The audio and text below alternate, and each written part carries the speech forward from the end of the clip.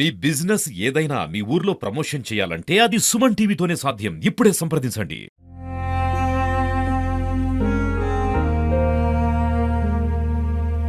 పొక్కులు పొడిచినాయని కళ్ళల్లో కాచరాకు ఏమో పిండితే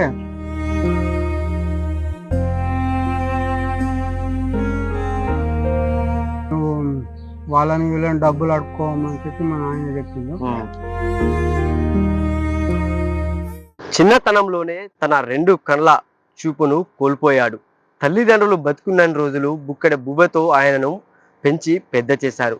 తర్వాత తన జీవితం ఏమైపోతుందో అని కూడా చాలా మంది మదనపడ్డారు. కానీ ఆయన ఆత్మస్థైర్యాన్ని కోల్పోకుండా ఆత్మస్థైర్యంతో ముందడుగు వేసి కంటి చూపు లేకున్నా కూడా మోటార్ రిపేరింగ్ను నేర్చుకొని మరి అందరికీ ఆదర్శంగా నిలుస్తున్నాడు ఒక వ్యక్తి. ఆ ప్రత్యేకమైన వ్యక్తి గురించి ఈరోజు సుమన్ టీవీలో మీకు ఒక ప్రత్యేకమైనటువంటి కథనాన్ని మేము చూపించబోతున్నాము.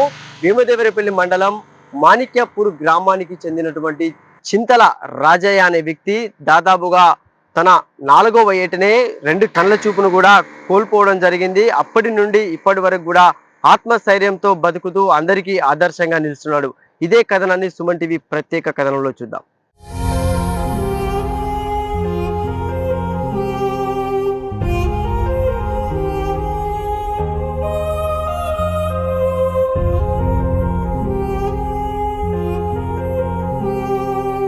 మనతో పాటు అయితే రాజయ్య ఉన్నారు.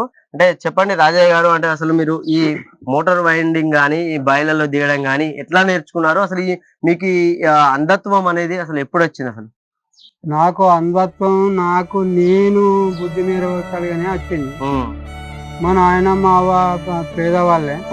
వాళ్ళు అప్పుడు దవాఖానాలలో తింటే అంత సోమత వాళ్ళ దగ్గర లేదు. లేకపోతే మా చిన్న ఆయనకు నాకు ఒక్కసారి వచ్చింది కళ్ళు.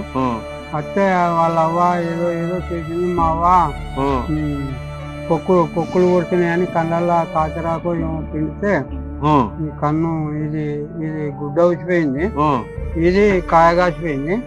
కాయగాచిపోయినాక కొంచెం ఇక అప్పుడు మాకు ఆర్థికంగా లేకుంటే మా అన్న కొడుకు వరంగల్ ఉంటాడు. ఆయనే కొంచెం చదువుకొని జర బుద్ధిమంతుడు అయినాక హైదరాబాద్ నుంచి శివారెడ్డి అనే డాక్టర్ వస్తే ఆయన దగ్గర తీసుకపోతే ఆయన మొత్తం పరీక్ష చేసి కంటి నరాలు రెటీనా అనే నరాలు తెగిపోయింది. ఈయన బతుకులు ఇంతే, ఏం చేసినా ఇంతే అని మా అవ్వకు మా నాయన చెప్పగానే మా అవ్వ మా నాయన రంజిపడ్డా, నేను కూడా రంజిపడ్డ తర్వాత ఎత్తా బిడ్డ మరి నువ్వు నేను బస్ స్టాండ్ ఇడిచిపెట్టా, మళ్ళా 2 రోజులకు వచ్చి తీసుకొచ్చుకుంటా, నువ్వు వాళ్ళని వీళ్ళని డబ్బులు అడుక్కోమని చెప్పి మా నాయన చెప్పిండు. అది ఎన్ని సంవత్సరాలు అప్పుడు? అప్పటికి 8 ఏళ్ళు ఉంటా. అయినాక నేను ఇక అదే మనసులో పెట్టుకొని నేను అడుక్కొని నేను తినన్నా మా అవ్వ మా నాయన ఉండగా నాకు ఇది ఎంత ఎందుకు వచ్చిన కర్మ, ఇది ఎందుకు బతుకురా దేవుడా అని కొన్ని రోజులు కుందాపన పెట్టుకునే ఉన్నాక మా చిన్న ఆయన కానీ వీళ్ళందరూ మాకు దోస్తులే.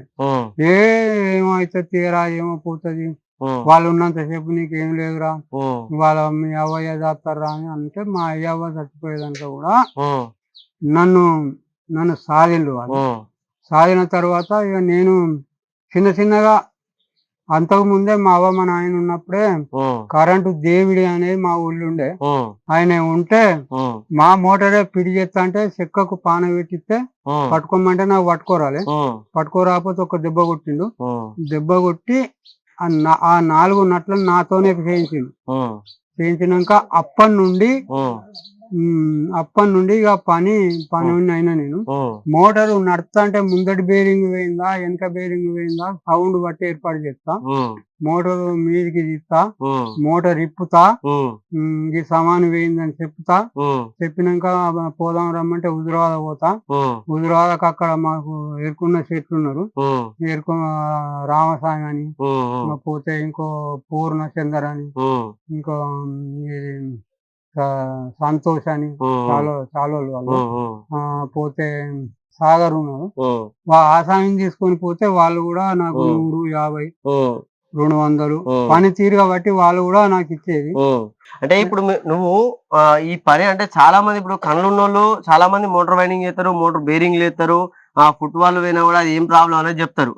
అంటే నీకు ఎట్లా తెలుస్తాయి అవన్నీ? అంటే అది ఏందని? చెవులే ముందటి బేరింగ్ పోతేను అని చప్పుడు వస్తాయి, వెనుక బేరింగ్ పోతేను మోటార్ వత్తికని పోయి అని మొత్తుకుంటా. ఇక నీళ్ళు దిగిపోతానే అంటే ఇటు బంద్ చేసుకొని అటు నీళ్ళు దిగిపోతాయి. ఇక ఏదన్నా వైరు మోటార్లకి చూసిపోతే 2 పేసులు వస్తాయి అంటది. అన్నాక మోటార్ పోయిందని ఆ మోటార్ కాడికి దిగి ఆ కలెక్షన్ ఇప్పి మీద ఎక్కడైనా ఫెయిల్ అయిందా బుగ్గ పెట్టి చూడు అని నేను ఆన్నే ఉండి మూడు బుగ్గలు వస్తానంటే మళ్ళా కలెక్షన్ ఇచ్చి ఇక అది చేస్తే ఇక మోటార్ నడవకపోతే మోటార్ బస్ట్ అయిందని మీదికి తీస్తా. మీదికి తీసినాక కాలిపోయింది అనుకో, కాలిపోతే వైర్ అల్లరాదు, కంటి చూపు లేని వైర్ అల్లరాదు.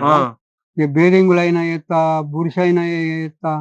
కానీ కాలిపోతే మాకు సంజయ్ రెడ్డి అని మాకు మా దోస్తే ఆయనకు అప్పచెప్తే ఆయన కడతాడు. మళ్ళా కట్టి ఆయన కొంటే తెచ్చి కట్టి మళ్ళా మోటార్ పిడి చేసి బాయిలో దిగి మళ్ళా మోటార్ పైపులు పిడి చేసి ఏమి ఇస్తారో గింత ఇయ్యని కూడా నేను ఆ సమయంలో డిమాండ్ చేయ. వాళ్ళ దగ్గర ఎంత ఉంటే గంత ఇస్తారు. ఈ ఊరు ప్రజలు కూడా నేను నడుచుకుంటా పోతుంటే ఎవరైనా బండి ఎక్కించుకొచ్చి ఇంటికాడ దించిపోతారు. ఊరు కూడా నాకు సహకారం చేస్తాయి. నేను కూడా ఎవరు రమ్మన్నా పోతా, పని చేస్తా. నాకు గింత ఇయ్యాలి, గింత ఇస్తేనే వస్తా అనేది డిమాండ్ నాకేం లేదు. అంటే ఇప్పుడు ఆ బావిలలోకి దిగుతుంటావు కదా, అంటే ఆ బావిలలోకి దిగే తరుణంలో అంటే భయం కాదా? మరి ఇప్పుడు అందరు కళ్ళున్నోళ్ళేమో వెనక ముందు అయ్యి అడ్జస్ట్ ఉంటారు, మరి భయం కాదా నీకు? ఏం భయం? ఇక తాడేస్తారు, తాడేసి ఆసామి బావి చుట్టూ తిరిగి చూస్తాడు, తాడు మోటార్ కాడికి అందిందని చెప్తాడు. ఆ తాడు పట్టుకొని దిగుతా. దిగి మోటారు కాలిందా, ఉన్నదా, బురుసు వేయిందా, బేరింగ్ వేయిందా, గాడు బడుకు తాకింతాడు వేయిందా, అవన్నీ చేత రాడు దింపుకుంటా ఏర్పాటు చేసుకుంటా. అది నాకు భగవంతుడు ఇచ్చిన వరం. అంటే ఇప్పుడు నువ్వేమన్నా చదువుకున్నావా మరి అప్పటి రోజుల్లో? లేదు, పలక పట్టుకొని బడికి పోయే టైంలో మా చిన్న పలక పట్టుకొని బడికి పోయే టైంలో నాకు కళ్ళు పోయింది. అది అంటే ఇప్పుడు ఎట్లా మరి వంట పరిస్థితి కానీ అనుకుంది ఎట్లా? వండుకుంటా, కూర కూడా వండుకుంటా, అన్నం వండుకుంటా, గ్యాస్ మీద నీళ్ళు పెట్టుకుంటా, హీటర్ పెట్టి నీళ్ళు పెట్టుకుంటా. నాకు ఇంత పనులు మొత్తం చేసుకుంటా.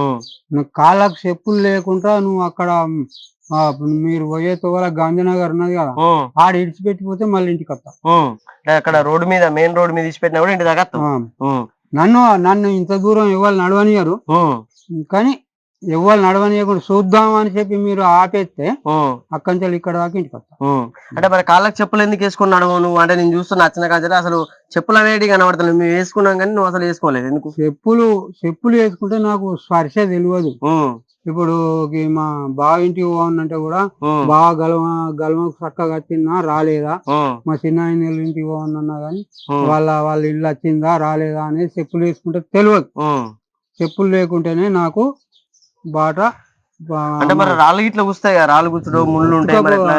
ఇక అది ముళ్ళు ఉంటే ఈ ఊళ్ళో ముందు ఎక్కడి కానీ ఇరిగితే ఎవరైనా తీస్తారు. ఒకవేళ నాకు ఇరగనే చక్కగా ఉతకపోతాయి. ఉతకపోతే ఇటు ఉతకపోతే ఈ కాలు ఇటేసి కొంచెం ఇటు జరిగిపోతా అటు అంతే. ఇక నా పరిస్థితి గది. అంటే నువ్వు పాటలు పాడతావని కూడా మంచి మంచి పాటలు పాడతావు, మంచి మంచిగా పాటల కైగడతావని కూడా మాకు తెలిసింది. ఒక పాట మంచి పాట పాడవా మా కొరకు? ఒక పాట పాడమని చెప్పిన మన కోసం అయితే రాజయ్య గారు ఒక పాట పాడేందుకు కూడా ఇంట్లోకి వెళ్ళి కంజర్ను కూడా తీసుకువచ్చారు. లెఫ్ట్ హ్యాండా?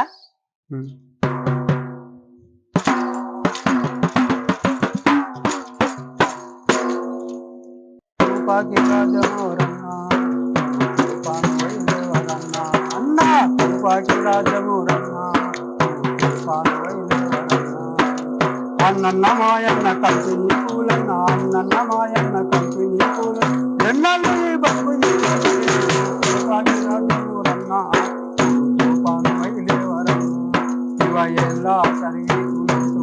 ఇళ్ళల్లో కట్టానంటూ ఆడి పిల్లలు కాదానంటావు. సుఖమచ్చి ఇంటి కంటి తిరగోలేదు నీకన్నా జూనియర్ ఓరు మీద నవ్వుతుంది. కన్నా జూనియర్ ఓరు మీనవుతూ దద్దురాని మీద పనిచేస్తాడు భాగ్యరాజమోరన్నా నువ్వు తుఫాను వైలేవరన్నా అన్న నువ్వు భాగ్యరాజమోరన్నా నువ్వు తుఫాను వైలేవరన్నా. బాగా పాడిన పాటలు అయితే. అంటే మరి మీరు చదువుకోలేదు అన్నారు కదా, మీరు అడిగినప్పుడు మీరు మేము చదువుకోలేదు అదే అన్నారు కదా మరి. భగవంతుడు ఇచ్చిన ఇంకేమైనా ఇంకొక మంచి పాట. ఇయాల రేపంట ఇయాల రేపంట పోసమ్మల బోనమంట ఇయాల రేపంట పోసమ్మల బోనమంట బోనమెత్తగిస్తామయ్యో ఓ బావయ్య పిల్లలయం చేస్తామయ్యో ఓ బావయ్య. పండుగంట పీనిగెల్ల పండుగెనుక పండుగొచ్చే పండుగ పేరు చెప్పుకొని అల్లుడొచ్చే బిడ్డొచ్చే ఇంట్లో గాసము లేదు ఇంతొక్క మెతుకు లేదు బోనం ఎట్లా చేద్దామయ్యో ఓ బావయ్య ఏమాని మొక్కుదమయ్యో ఓ బావయ్య అని భార్య అంటాడు. అంటే భర్త అంటాడు పండుగను పండుగ అంటే పండుగ ఇంకా పండుగ అంటే పండుగ ఇంకా పండుగ అంటే పండుగలు వచ్చేదేందే కష్టమునే చేస్తాగాదే ఓ బాలమణి కాతముండి తీరుస్తానే ఓ బాలమణి జీతముండి తీరుస్తానే ఓ బాలమణి. అది పాట. అంటే మీరు ఇట్లా మారేది కదా, అంటే మీ కళ్ళు కనబడతలేదు, అంటే చిన్నప్పటి నుంచి కూడా ఎన్నో ఇబ్బందులను మీరు ఎదుర్కొన్నాడు. అంటే ఎప్పుడైనా బాధ అనిపించిందా మీకు ఇట్లా అయినందుకు? ఇట్లా అవుతుంది బాగా. ఒకసారి అన్నం అనుకుంటా అంటే చెయ్యి కాలినప్పుడు లేకపోతే కూర అనుకుంటే ఏమన్నా ఖరాబ్ అయినప్పుడు ఎందుకు రా ఈ జీవితం పాడయ్యేది, కావడమే మేలు, ఎందుకు కష్టం, నాకు వచ్చిన గొడవ ఏంది, నాకు పెళ్ళమా పిల్లల భార్య, నాకు నేను ఇప్పుడు చచ్చిపోతే అయిపోదా అని చెప్పి వస్తుంది కానీ ఆ మూడు వీళ్ళు ఉంటారు ఎవరో వాళ్ళు వస్తా అంటారు, ఏదో ఒకటి మాట్లాడుతూ అంటారు, ఏదో ఒకటి. నీ స్నేహితులు ఇట్లా వాళ్ళు గ్రామస్తులు ఇట్లా అందరు వస్తారు, అందరు వస్తారు. అందరు ఇక ఇంకా పుత్తం సేపు అయితే వచ్చి ఇంటి కూర్చుంటారు, టీవీ చూస్తారు. నాకే కూర్చుండే అటువంటి స్థలం ఉండదు. ఎట్లా అనిపిస్తుంది అంటే అందరు వస్తారు కదా నీ దగ్గరికి, అంటే నీ దగ్గరికి వచ్చి నిన్ను నీతో మాట్లాడుకుంటూ అందరు ఇక కూర్చుంటారు కదా, ఎట్లా అనిపిస్తుంది అప్పుడు నీకు? అప్పుడు ఇవన్నీ బాధలు మర్చిపోతాం, బాధలన్నీ ఒక్కటి లేకుండా మర్చిపోతాం. మర్చిపోయినాక ఇక మళ్ళా మున్పటే ఇక మళ్ళీ ఎప్పుడన్నా కష్టం వచ్చినప్పుడు దెబ్బ తాకినప్పుడు అప్పుడప్పుడు వస్తుంది, అప్పుడప్పుడు వస్తుంది కానీ అవి మీద ఉంచుకోని ఎవరో కలుగుతా అంటారు, ఏదో ఒకటి సంతోషంగా మాట్లాడుకుంటాం. మా చిన్న ఆయన అయితే ఇక వచ్చిందంటే ఆయన నన్ను తిడుతారు, నేను వాడిని అన్ని ఎక్కువ మా చిన్న ఆయనతోనే పొద్దుపోతారు. ఇక పోతే ఈయన మా బావ బాగా బాల్చిన ఏర్పడతలేదా ఈయన ఒప్పడతాడు. అట్టనే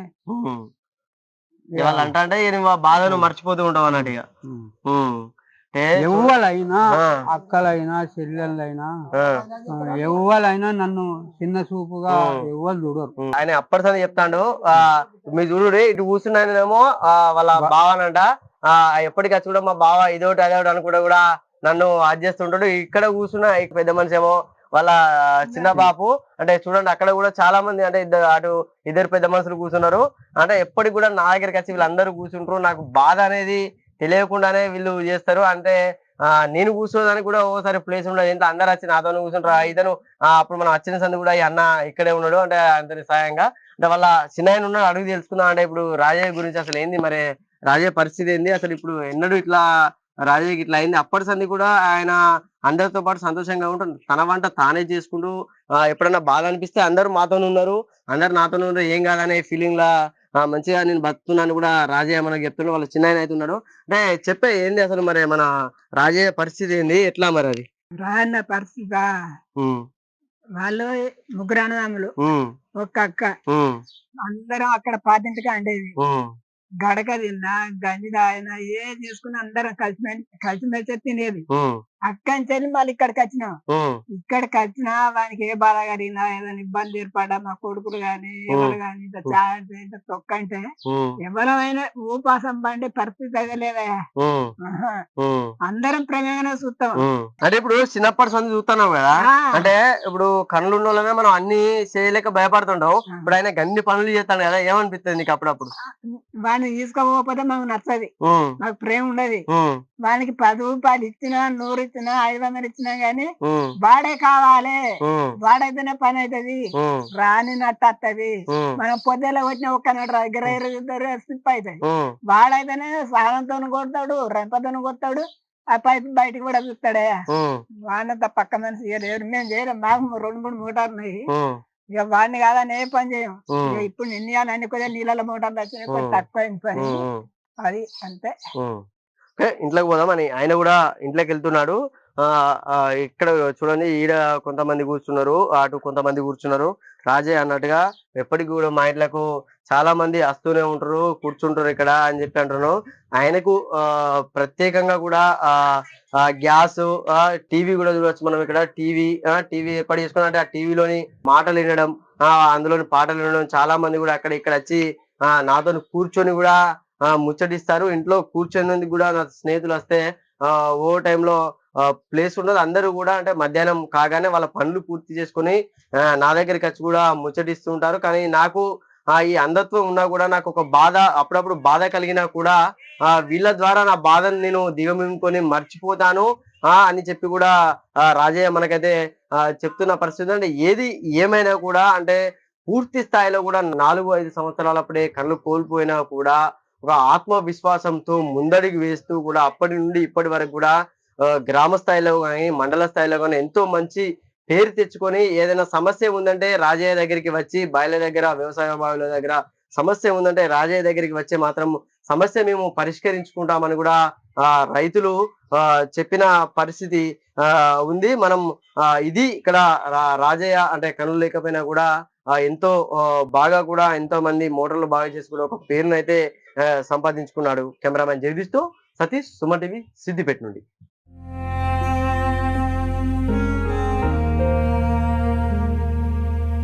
పొక్కులు కొడుతున్నాయని కళ్ళల్లో కాకరాకు ఏమో పిండితే